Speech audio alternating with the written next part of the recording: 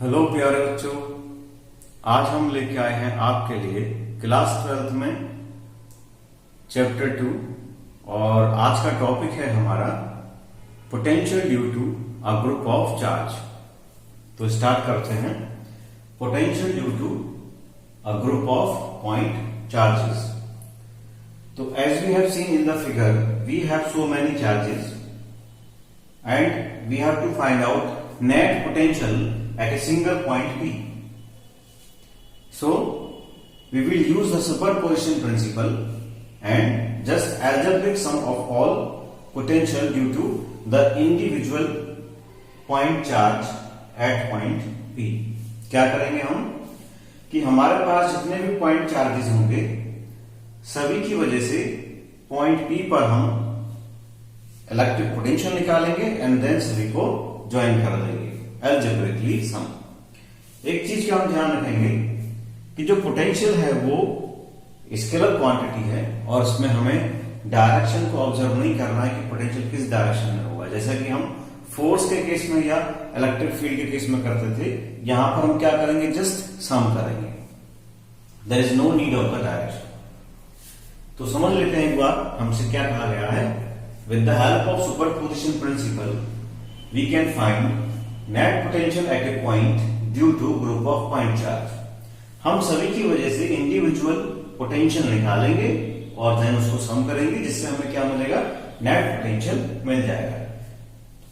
इसी में हमसे कहा गया कि हमारे पास कुछ चार्जेस हैं और उनके कुछ पोजीशन वेक्टर भी हमको दे रखे हैं।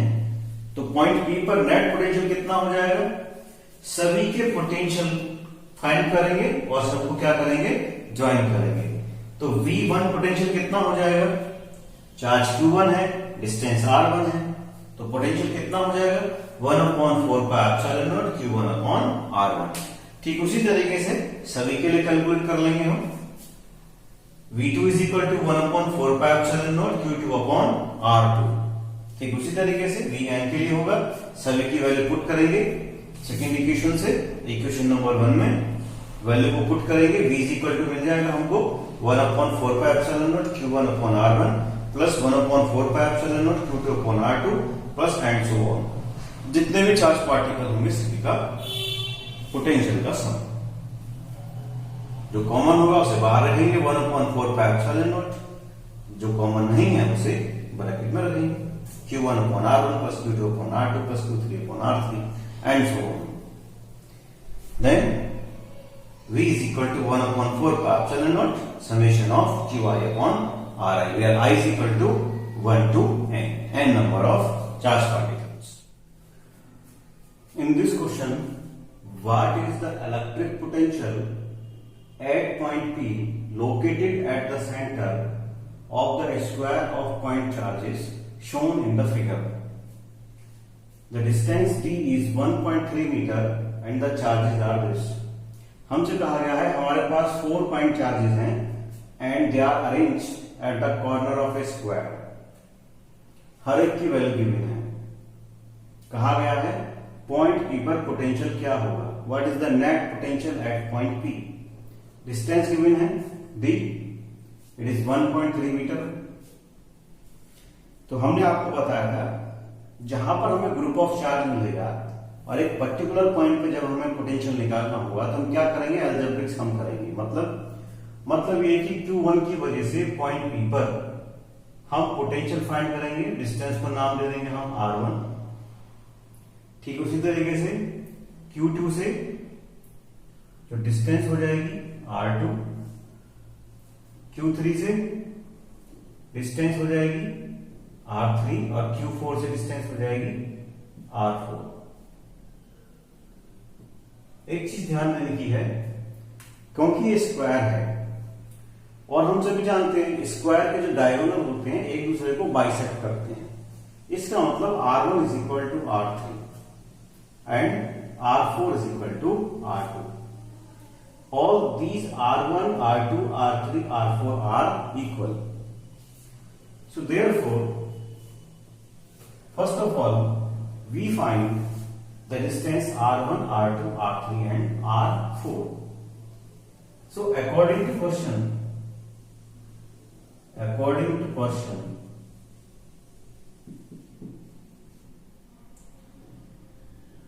R1 R2 is equal to R3 is equal to R4 माना R। But what is the value of R? इसके लिए हम क्या करेंगे, हम कंसीडर कर लेते हैं कि हमारे पास एक राइट एंगल ट्राइंगल है, इसे कंसीडर कर लो, no problem. We have a right angle triangle, we have a right angle triangle. यहां क्या है D और यहां पर भी D है। फाइंड करना है आपको ये, इसे नाम देंगे हम, चलो A B C। AC find करना है। AC फाइंड करने का तरीका क्या होगा, पाइथागोरस थ्योरम की हेल्प से।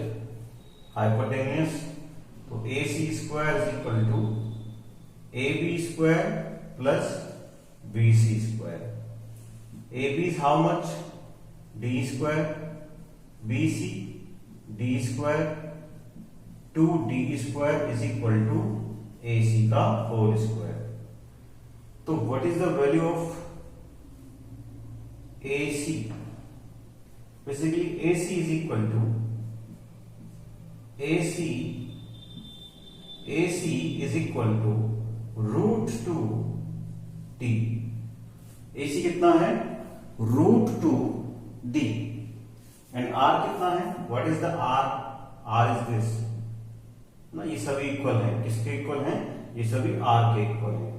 तो R इज इक्वल टू क्या है, R is equal to half of AC, क्योंकि हमने क्या कहा है कि डायगोनल एक दूसरे को बाइसेक्ट करते हैं। तो अगर ये डायगोनल हो गया तो इसका बाइसेक्ट कितना हो जाएगा, इसका हाफ। तो R is equal to how much, root 2 D by 2 is equal to D by root 2।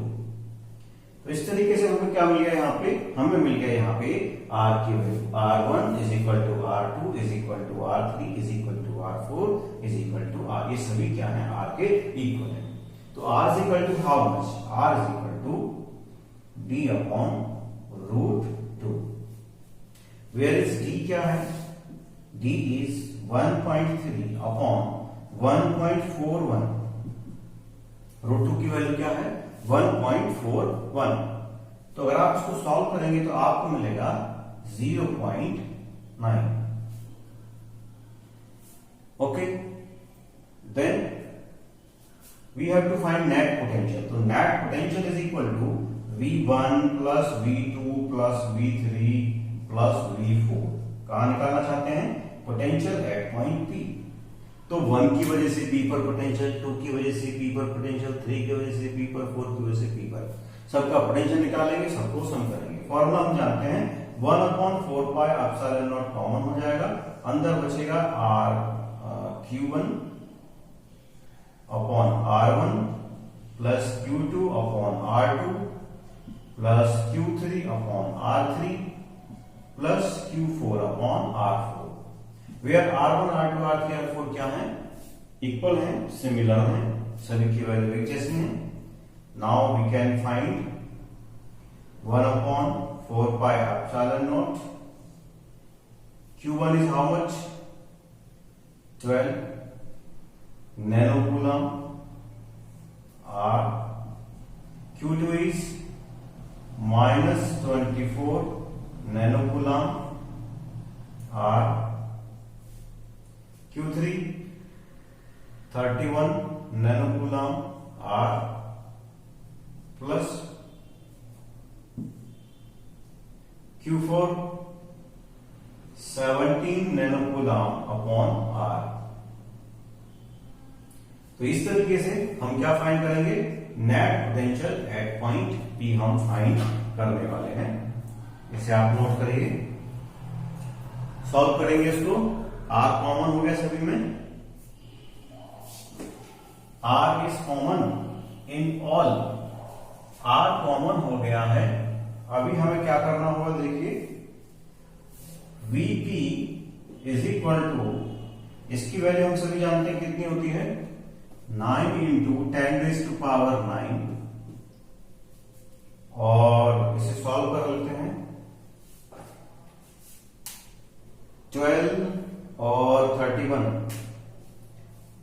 43 और 7 50 10 60 60 minus 24 60 minus 24 nano coulomb upon R common हो गया, आर को हमने बाहर लिख लिया। अभी हम इसको सॉल्व करेंगे। 9 into 10 raise to power 9, R कितना है हमारा 0.9 और ये 6 5 minus 2 is equal to 3 36 nano coulomb. 1 nano में कितने होंगे 10 raise to power minus 9 coulomb. Solve कर लीजिए। 9 इंटू 10 रेज़ टू पावर 9 हो गया, मतलब इसको 0 को काटेंगे तो 10 हो जाएगा। 1 into 10 raise to power 10 into 36 into 10 raise to power minus 9 और ये हो गया 36 इंटू 10 इज इक्वल टू 360। क्या पोटेंशियल, यूनिट पोटेंशियल की क्या होगी याद है? What is the SI unit of potential? Yes, joule per coulomb. क्या है? Joule per coulomb. Vp is equal to 360 joule per coulomb और वोल्ट। कितना हो गया? वोल्ट। आई होप आपको समझ में आ गया होगा। वेरी सिंपल क्वेश्चन है, बहुत आसान है। हमारे पास जितने भी चार्ज होंगे, पर्टिकुलर किसी पॉइंट पे हम नेट इलेक्ट्रिक पोटेंशियल निकालना चाहते हैं, सभी इलेक्ट्रिक पोटेंशियल निकाले, सभी चार्ज की वजह से सबको ज्वाइन करते हैं, सम करते हैं। बहुत अच्छा क्वेश्चन है। In this question, in the figure 12 electrons are equally spaced and fixed around a circle of radius r। हमारे पास रेडियस r का एक सर्कल है जिसपे 12 इलेक्ट्रॉन्स इक्वली स्पेस्ड हैं और क्या कहा गया है हमसे? चार्ज क्या है? हर एक का चार्ज है माइनस ई, क्योंकि इलेक्ट्रॉन पे नेगेटिव चार्ज होता है। ई का मतलब इलेक्ट्रॉन नेगेटिव चार्ज। तो हर एक पर चार्ज कितना है? नेगेटिव ऑफ इलेक्ट्रॉन या ई। हर एक का चार्ज कितना है? नेगेटिव। हमसे क्या कहा गया है? 12 इलेक्ट्रॉन है जो आर रेडियस के सर्कल पे इक्वली स्पेस्ड है। Relative to v is equal to 0 at infinity. ये माना गया है कि इंफिनिटी पे जो पोटेंशियल होगा वो कैसा होगा? वो 0 होगा। हमने पिछले लास्ट वीडियो में करके दिखाया था आपको, उसके लिए आपको देखना होगा। What are the electric potential at the electric field at the centre of the circle due to these electrons. हमसे कहा गया है इन सभी इलेक्ट्रॉन्स की वजह से इसके सेंटर पे net electric potential and net electric field find करिए। तो पोटेंशियल का क्या तरीका है? हमने भी पीछे देखा लास्ट क्वेश्चन में, जितने भी चार्जेस होंगे सभी की वजह से पर्टिकुलर पॉइंट पे इंडिविजुअल इलेक्ट्रिक पोटेंशियल निकालेंगे, देन सबको अलजेब्रिक सम करेंगे। तो नेट इलेक्ट्रिक पोटेंशियल कितना हो जाएगा? Net electric potential at point C at centre कितना हो जाएगा? सभी का सम, जितने भी चार्ज पार्टिकल हैं सभी की वजह से अलजेब्रिक सम। तो जनरल फॉर्मूला क्या था अगर आपको याद हो? 1/4 pi epsilon not summation of I is equal to 1 to 12 and QI upon RI। ये जनरल फॉर्मूला हमने भी पीछे पढ़ा हुआ है। यहाँ R1 से या RI से क्या मतलब है? R से मतलब है डिस्टेंस, चार्ज पार्टिकल की सेंटर तक क्या डिस्टेंस है? वो इसकी रेडियस R है। क्या डिस्टेंस है? रेडियस R है। तो कैसे करेंगे? 1/4 पाई एप्सिलॉन नॉट Q1 कितना हो जाएगा? ड्यू टू चार्ज 1 की वजह से नेगेटिव ऑफ E। डिस्टेंस क्या है? Radius R। ठीक उसी तरीके से दूसरे चार्ज की वजह से, ठीक उसी तरीके से 12th चार्ज की वजह से। तो क्योंकि अंदर की सभी वैल्यूज सेम है और सब कितनी है? नंबर में 12 है, तो -12 E upon 4 pi epsilon naught R. I hope कि आपको समझ में आ गया होगा कि हमने सेंटर पे इलेक्ट्रिक पोटेंशियल कैसे फाइंड किया है। समझ लीजिए फिर से। नेट पोटेंशियल निकालने के लिए क्या करेंगे, इंडिविजुअल पोटेंशियल निकालेंगे, उसको ज्वाइन करेंगे। तो हमने सिंपली फॉर्मूला का हेल्प से यूज करके इसको सॉल्व कर लिया। नेक्स्ट हमसे आपसे पूछा गया है कि इलेक्ट्रिक फील्ड क्या होगा सेंटर पे। तो क्योंकि हमारे पास सभी चार्ज कैसे हैं, नेगेटिव हैं, इक्वली स्पेस हैं, तो देखिए अगर नेगेटिव चार्ज पार्टिकल से फील्ड कैसा होता है, अगर आपको ध्यान हो तो नेगेटिव चार्ज पार्टिकल से फील्ड इनवर्ट होता है, रेडियली इनवर्ट। मान लीजिए अगर ये नेगेटिव चार्ज पार्टिकल है तो इसका फील्ड कैसा होगा, radially inward. It is coming from infinity to charge. Terminate कहां पर होगा, चार्ज पर टर्मिनेट होगा। तो वही चीज यहां पर है। अगर हम इसके सेंटर पे ऑब्जर्व करना चाहें और हर एक फील्ड को ऑब्जर्व करेंगे तो किस तरीके से हमें दिखाई देगा, कुछ इस तरीके की पिक्चर हमें देखने को मिलेगी, इनवर्ट। ठीक है, तो ये जो फील्ड लाइन है ये क्या करेंगी, एक दूसरे को कैंसल आउट करेंगी। क्या करेंगी, एक दूसरे को कैंसल आउट कर देंगे। तो इस तरीके से मैं समझता हूं आपको इस समझ में आ गया होगा।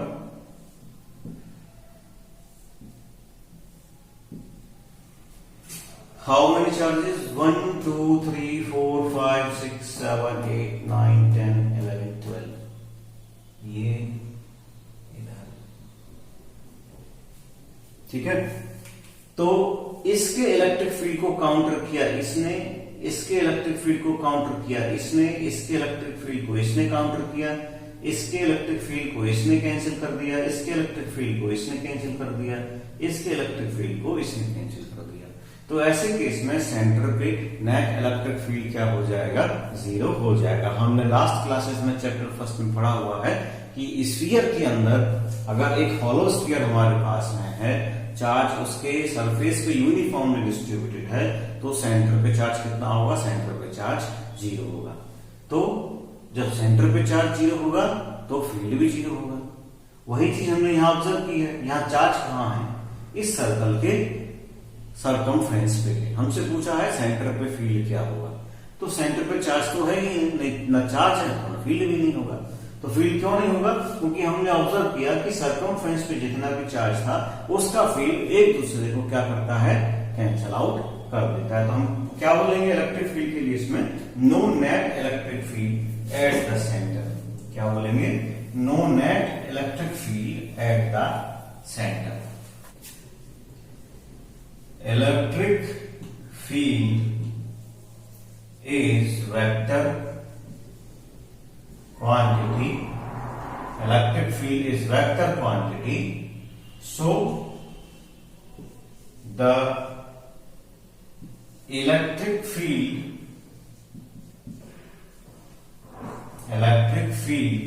vector are cancelled out each other by opposite charge। Electric field के जो वेक्टर हैं एक दूसरे को कैंसिल आउट करेंगे, जो भी अपोजिट चार्ज के इलेक्ट्रिक वेक्टर होंगे, जिसकी वजह से there is no net electric field at center. So there is no net electric field at center. According to this question, as shown in figure, there are two charges A and B. Due to these charges, we have to find net electric potential and electric field at point C. तो point C पर हमें पहले net electric potential निकालना है, then electric field निकालना है। तो how to solve it, हम जानते हैं, we know that net potential due to the all charge particle are the sum of the individual potential of all charges. We know that very well, where V1 is equal to what, V1 is equal to 1 upon 4 pi epsilon naught V1 and Q1 upon R1 is equal to 9 into 10 raised to power 9. Q1 हो गया हमारा +1 micro coulomb. तो 1 micro में कितना होता है 10 raised to power -6 और यहां पर माइक्रो कितने हैं 2, तो 10 raised to power -12 coulomb upon R is this distance जो कि हमारे पास सेंटीमीटर में गिवन है, इसे हम मीटर में कन्वर्ट कर लेते हैं। तो 1 into 10 raised to power -2। तो इस तरीके से हम इसको सॉल्व करेंगे and then we will find कि हमारा V1 की वैल्यू कितनी आती है। 10 raised to power -12 10 raised to power +2 upon 1। Solve करेंगे, इसको सॉल्व करके हमको मिलेगा ये 9 into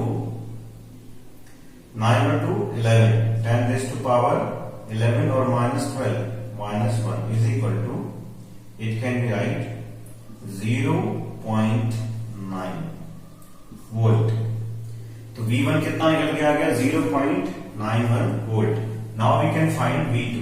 तो V2 is equal to 1 upon 4 pi epsilon naught Q2 upon R2।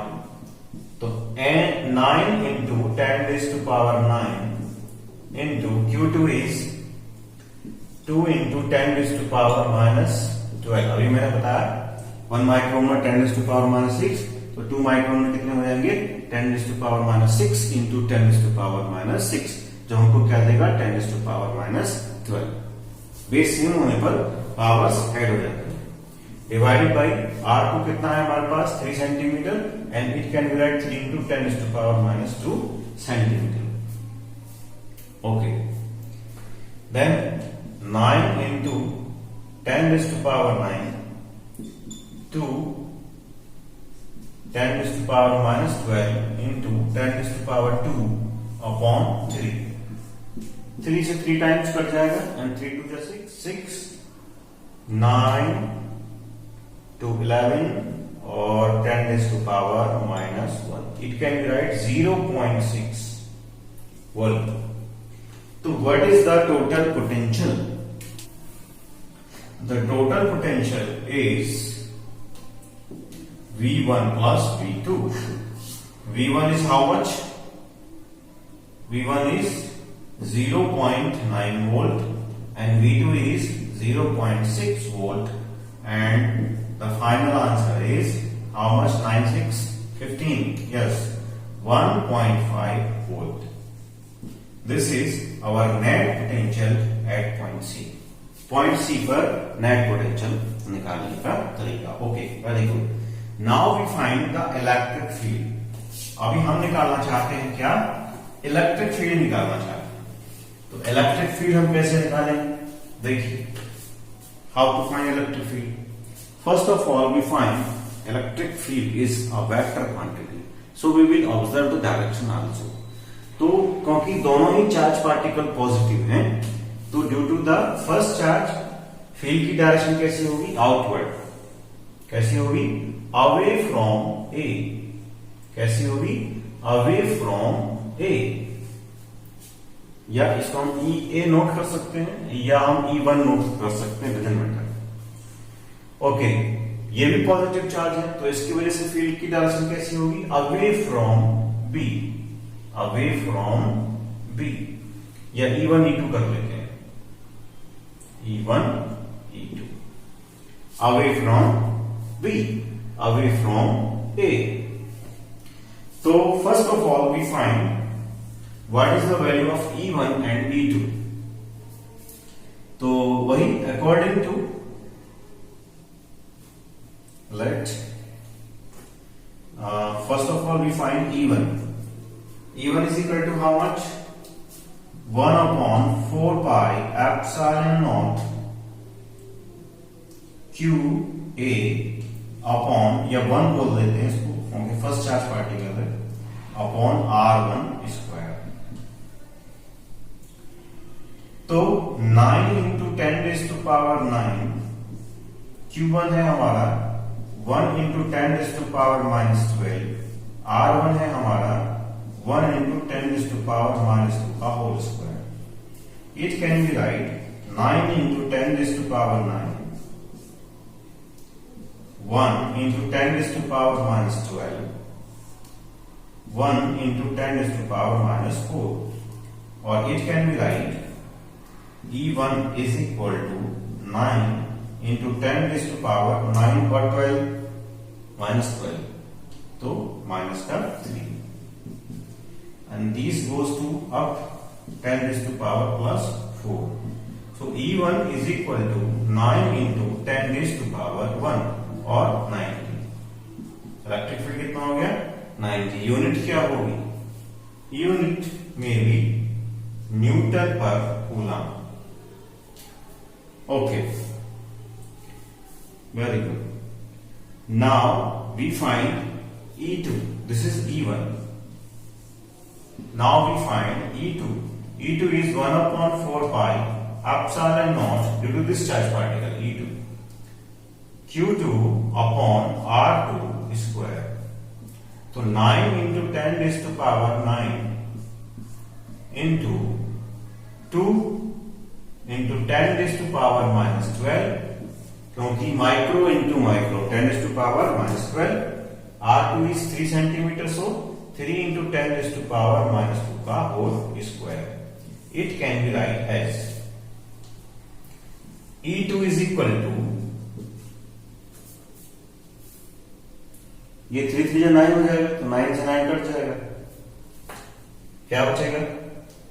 10 raised to power 9, 2, 10 raised to power minus 12 upon 2 to the 4, 10 raised to power minus 4. और E2 is equal to 2 into, देखिए ये उसको ऊपर लेके जाएंगे तो power plus की हो जाएगी. तो 9 और 4 हाउ मच? 13. 13 minus 12 1. तो 10 raised to power 1 or we can write 20. E2 is equal to 20 Newton per Coulomb. So we have find E1 and E2, but it is not final. ये हमारा final answer नहीं है. हमने क्या निकाला है? अभी E1 और E2 ही फाइंड किया है, but still we are not finding the net electric field. Here E1 90 Newton per Coulomb along AC. E2 how much? 20 Newton per Coulomb along BC. AC की तरफ E1, E2 B से C की तरफ. तो net electric field क्या होगा? तो देखिए, हमने 11th क्लास में पढ़ा है वेक्टर एडिशन के केस में, जब 2 वेक्टर्स के बीच में अगर कोई एंगल होगा तो रिजल्टेंट वेक्टर हम कैसे निकालते हैं? पैरेललोग्राम मेथड से. उसको हम बोल सकते हैं कोसाइन फॉर्मूला हम यहां पर यूज करेंगे. अगर ये 90 डिग्री का एंगल होगा तो ये एंगल भी कितना हो जाएगा? This is also 90. कितना हो जाएगा? This is also 90. This angle also 90. So we can find the net electric field is equal to under root E1 square plus E2 square plus 2 E1 E2 cos theta. If you remember, we can find the net electric field by using the cosine formula, because it is used in the find the net resultant of 2 vectors which are separated by an angle theta. अगर 2 vectors एक दूसरे से किसी angle theta पर होते हैं तो उनका रिजल्टेंट निकालने का फॉर्मूला क्या होगा? This magnitude. इस रिजल्टेंट का मैग्नीट्यूड निकालने का फॉर्मूला क्या हो जाएगा? Law of cosine.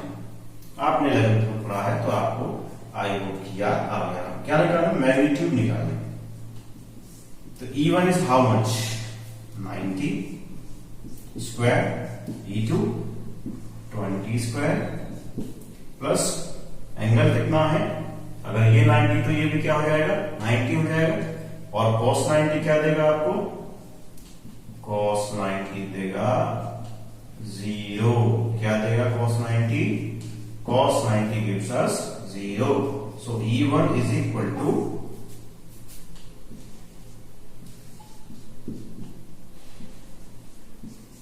this, or we can write 0, 0, 4 and 5, 85.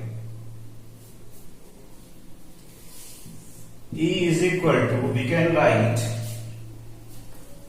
100 into 85. तो 10 square root 85.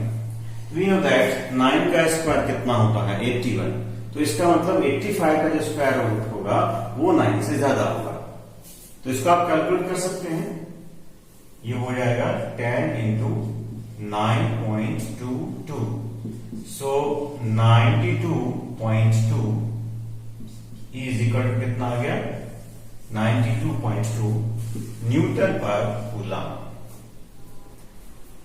As shown in figure, there are 3 points A, B, C on the vertex of triangle. Charge is 1.2 and to 10 raised to power minus 8 coulomb and minus 1.6 into minus 10 raised to power minus 8 coulomb are at point A and B. तो charge respectively, तो charge 1.2 into 10 raised to power minus 8 रखा हुआ है point A पर, और other जो है वो कहां पर है? पॉइंट B पर है। You have to find the net electric field and potential at point C। तो पोटेंशियल आप फाइंड कर सकते हैं, वेरी सिंपल है, and we can find the electric field also. तो इन दोनों चार्ज पार्टिकल की वजह से पॉइंट C पर नेट पोटेंशियल क्या होगा? Just algebraic sum, because potential क्या है? It is a scalar quantity, there is no direction. आप क्या करेंगे? Simply V is equal to V1 plus V, हम कह सकते हैं VA and plus VB। VA और V की वैल्यू आप निकालेंगे and then you can solve it. तो QA अपॉन RA सॉल्व करेंगे एंड VB ऐसे ही सॉल्व कर लेंगे, 1/4 pi epsilon naught QB upon RB। दोनों की वैल्यू को सॉल्व करेंगे, आंसर पुट करेंगे and then find the net potential at point C। इसे आप खुद करेंगे, हम कराएंगे आपको यहां पर इलेक्ट्रिक फील्ड को। तो बहुत सिंपल है, इसे आप अपने आप कर सकते हैं solve. We will find the electric solve, इसे करेंगे आप अपने आप, सॉल्व इट बाय ओन, अपने आप करें। इलेक्ट्रिक फील्ड निकालना है, तो इलेक्ट्रिक फील्ड निकालना है एट पॉइंट C पर from point charge at point A। तो फर्स्ट इलेक्ट्रिक फील्ड निकालने के लिए EA is equal to 1/4 pi epsilon naught. देखो ध्यान से, दोनों ही चार्ज कैसे हैं? ये पॉजिटिव है और ये नेगेटिव। तो अगर हमारे पास यहाँ 1.2 into 10 raised to power minus 8 coulomb charge रखा होगा और एक पॉजिटिव चार्ज है, तो इसका फील्ड कैसा होगा? इस पॉइंट पर आउटवर्ड। फील्ड कैसा होगा? Outward along AC। और क्योंकि यहाँ पर नेगेटिव चार्ज रखा हुआ है, कितना है? -1.6 into 10 raised to power minus 8 coulomb. तो क्योंकि नेगेटिव चार्ज है इसलिए फील्ड कैसा होगा? Inward. So we can say the direction of electric field in this direction, this is EA, this is EB। तो नेट फील्ड कहां होगा? नेट फील्ड डेफिनेटली इन दोनों के कहीं बीच में होगा। तो वो हमको फाइंड करना है, net electric field eight point C। ये अच्छा क्वेश्चन है और ऐसे क्वेश्चन आपको बनाने आने चाहिए। So EA is equal to how much? 1/4 pi epsilon naught QA upon RA square. Solve कर लेंगे, 9 into 10 raised to power 9, QA हो जाएगा हमारे पास 1.2 into 10 raised to power minus 8 divided by how much is RA? This is 3 centimeter. तो 3 into 10 raised to power minus 2 का whole square. 3 का square करेंगे 9 होगा, 9 से 9 कट जाएगा, क्या बचेगा? 1.2 into और 9 में से 8 माइनस हुआ तो 10 raised to power 1 और 10 raised to power यहां हो जाएगा 2 to 4 ऊपर जाने पर प्लस बनेगा, तो 10 raise to power plus 4 and you will find 1.2 into 10 raised to power 5 watt Newton per coulomb. Electric field due to the charge particle at point A, electric field की strength आ रही है हमारे पास 1.2 into 10 raised to power 5 Newton per coulomb. Now we find the electric field due to the particle at point B. Okay, direction क्या है इसकी? Along AC. Direction क्या है? Along AC. Now we find electric field due to charge particle at point B. तो electric field EP is equal to 1/4 pi epsilon naught QB upon RB square 9 into 10 raised to power 9. अगर आपको ये चीज समझ में नहीं आ रही हो, इसके लिए आपको मेरी पुरानी वीडियो देखनी होगी। चैप्टर 1 में हमने आपको पढ़ा है इलेक्ट्रिक फील्ड क्या होता है या सुपरपोजिशन प्रिंसिपल भी हमने बताया हुआ, उस स्टार्टिंग की आप वीडियो देख लेना, जिससे आपको कुछ आइडिया हो जाएगा, समझ में आ जाएगा। जब तक आप थ्योरी को अच्छे नहीं समझेंगे तब तक आप न्यूमेरिकल्स को भी आसानी से सॉल्व नहीं कर पाएंगे, ना ही समझ पाएंगे। तो QB is equal to how much? -1.6 into 10 raised to power -8 and RB is 4 centimeter. So 4 into 10 raised to power -2 का होल स्क्वायर। सॉल्व करेंगे इसको, बताइए सॉल्व करके कितना आया? Yes, AB is equal to 9 into 10 raised to power 9 minus में है 1.6 into 10 raised to power -8 नीचे 16 into 10 raised to power -4। आगे सॉल्व करेंगे, -9 into 10 raised to power 9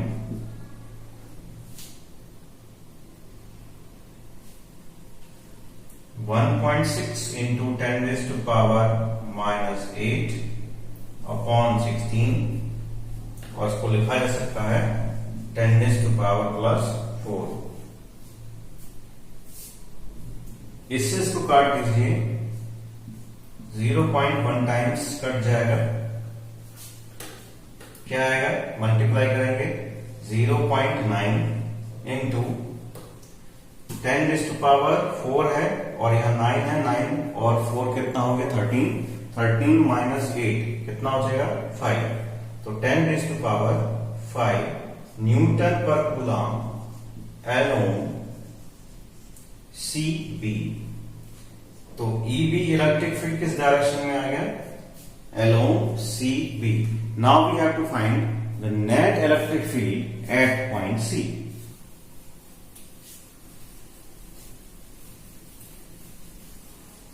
देखिए ये कैसा ट्राइंगल है? मैं कहता हूं ये राइट एंगल ट्राइंगल है। How I identify? मैंने कैसे पहचाना कि राइट एंगल ट्राइंगल है? if AB square is equal to AC square plus BC square। AB side जो सबसे बड़ी है तीनों में, इसका स्क्वायर अगर अदर टू साइड के स्क्वायर के सम के इक्वल है तो फिर वो ट्राइंगल राइट एंगल ट्राइंगल होता है। If this is then according to Pythagoras theorem, the given triangle ABC is right angle triangle,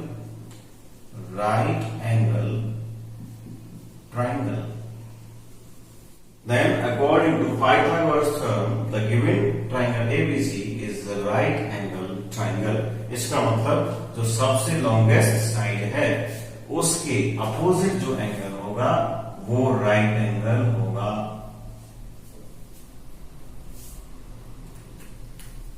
और ऐसे में यहां जो एंगल आपको मिलेगा वो भी क्या होगा, वो भी राइट एंगल होगा। क्यों? क्योंकि इस लाइन के ऊपर ये परपेंडिकुलर हो गया, ये राइट एंगल हो गया, तो ये भी राइट एंगल हो जाएगा। ऐसे में therefore angle ACB is equal to 90 and angle, इसको नाम देंगे BCD is equal to 90। तो देखिए हमारे पास ये दो कंपोनेंट हैं जो एक दूसरे से 90 डिग्री के एंगल पे हैं। हमें क्या निकालना है, नेट इलेक्ट्रिक फील्ड निकालना है। तो net electric field is equal to कितना हो जाएगा, वही लॉ ऑफ कोसाइन का हम यहाँ यूज करेंगे। दोनों वेक्टर्स के बीच के कितना एंगल है, दोनों वेक्टर्स के बीच में कितना एंगल है, 90 डिग्री का एंगल है। तो under root E1 square plus E2 square, यहां क्या हो जाएगा, cos theta is equal to cos 90 होने पर 0 मिलेगा। इसीलिए वो टर्म जो है हमने cos वाला यहां नोट नहीं किया है। अगर आपने इसे पिछले वाला क्वेश्चन बनाया होगा तो ये आपको समझ में आ जाएगा। तो E1 की वैल्यू कितनी थी आपके पास, if you remember 1.2 into 10 raise to power 5 का होल स्क्वायर प्लस ये कितना था 0.9 इंटू 10 रेज़ टू पावर 5 का होल स्क्वायर। सॉल्व कर लेंगे, जो कॉमन होगा उसे अलग नोट करेंगे। जैसे ये कॉमन मिलेगा हमको 10 रेज़ टू पावर 10, 5 टू 10, अंदर बचेगा 1.2 का स्क्वायर प्लस 0.9 का स्क्वायर। इसे लिखा जा सकता है 10 raise to power 5 in square, 12 का स्क्वायर 1.44 प्लस 0.81। सॉल्व करेंगे इसे,